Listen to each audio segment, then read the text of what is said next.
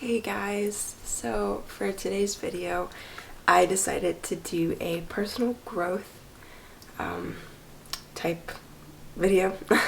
So the other night I sat down and I wrote down some things that I have been learning personally for myself that's been helping me grow.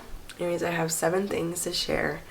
I'm going to be talking about each one of those things, and at the beginning of those things I'm going to be sharing a quote because I love quotes and I feel like quotes really just help kind of motivate and inspire.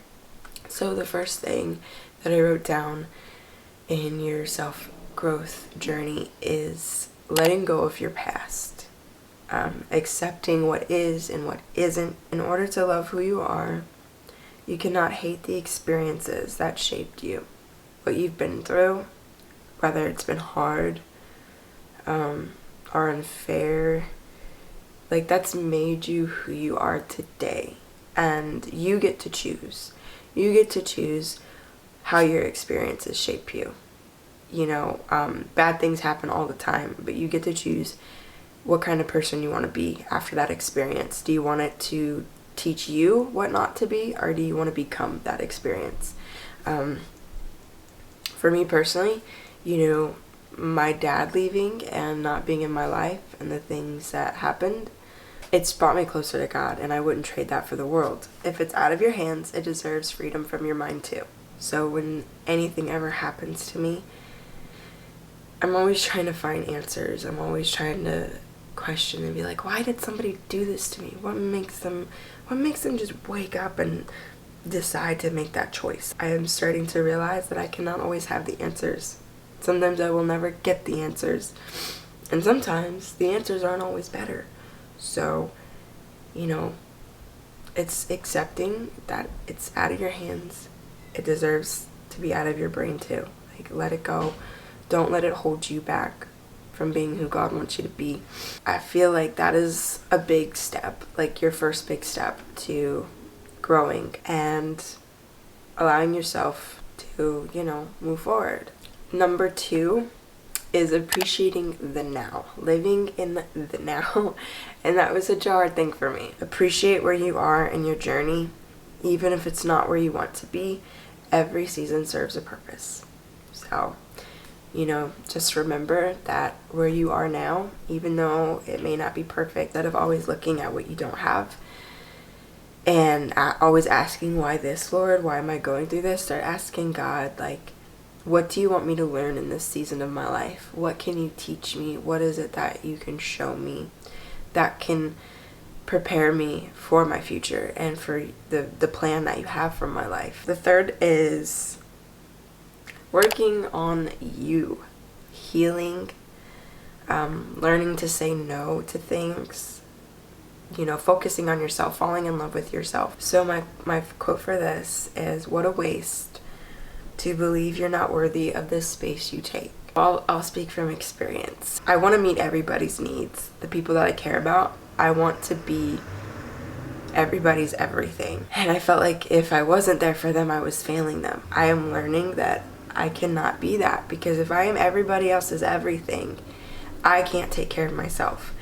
You know, you're a flower, and if you're not watering yourself, if you're not giving yourself sunlight and nutrition, you're not going to grow properly. Take care of yourself and fall in love with yourself. Rediscover your beauty.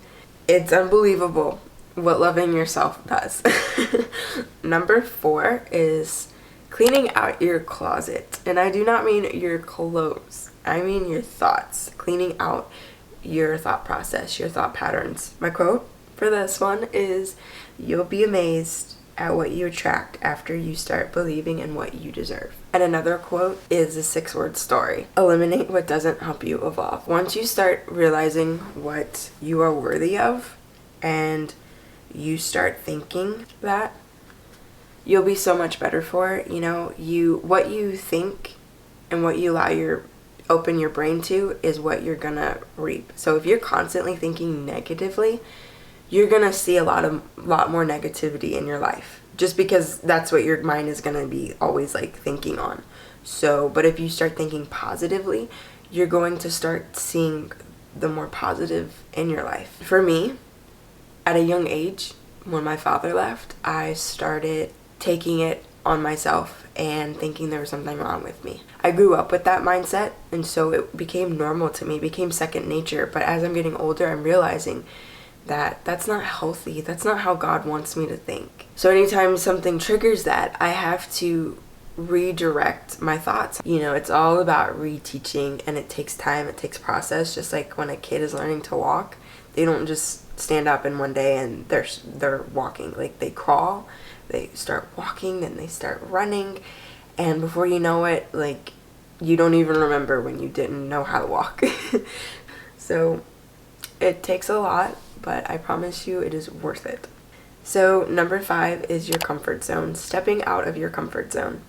And my quote for that is, be stubborn about your goals, but flexible about your methods. So I can testify to that, okay? I am go. And I don't like stepping out of my comfort very much, especially if it's by myself, because I don't like the unknown. It's scary. Does not mean you need to do everything all at once. Baby steps, okay? So for me, a baby step for me was I joined a app called Bumble. And before you get all like, no, not the dating app. There's a friend side. It's called BFF Bumble, okay? So I joined that to meet girls in my area. And that was kind of scary at first because I've never done that. I was like, I don't know what, you know, but there's a lot that's gone on through that. I've talked to quite a bit of girls. A lot of girls say they want to meet and then they bail or they don't follow through, and it's very annoying because it's like, what is wrong with people these days? Like, they can't make commitments for the life of them. But I just kept trying, and luckily I did finally meet one girl, and because of meeting that one girl, it's led me to meet other girls. And so you just never know. And if I had not taken the leap of faith to try this new thing, I would have never met this person. And even if this person doesn't become a lifelong friend, I stretched myself and I realized that I am capable of meeting new people, and it's not so scary, and I can do it, and it's given me confidence, you know? So when you step out of your comfort zone, you're showing yourself that you can do so much more than you thought possible. And another thing for me, okay, I love coffee shops, but I hate going to them by myself. I don't know why. It's scary. I don't like going to places where I don't know anybody and I'm all by myself. It's awkward. But I told myself one day, I'm like, you know what? I am going to go. I did it. It's not so bad. Like, I'm like, why was I afraid of this? It does not matter how small. As long as you are taking a step forward, it's okay. So step out of your comfort zone. Think about some things that maybe scare you a little bit and try and do one of those things. Number 6, company. The people you hang around with, okay? I want to share this. It's kind of a poem. So, people aren't homes. Child, why did no one ever teach you that you cannot turn people into homes? People are rivers, ever changing, ever flowing.